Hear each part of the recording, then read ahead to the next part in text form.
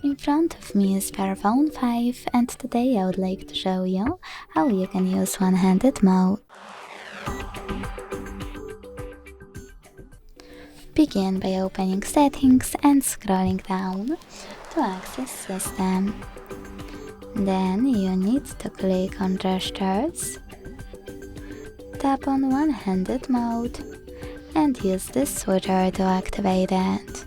If you are using Tricky's navigation, scroll all the way down and use this one instead.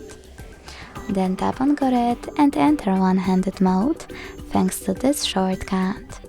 To go back, tap on the shortcut again, click here, or simply swipe up. If you want to disable your shortcut, use this blue switcher. Now, if you are using gesture navigation, you can click on this switcher instead. Then make sure that pull screen into reach is on and pull down your screen from the button. Go back by swiping up or by clicking this area at the top. To disable one-handed mode, use blue switcher.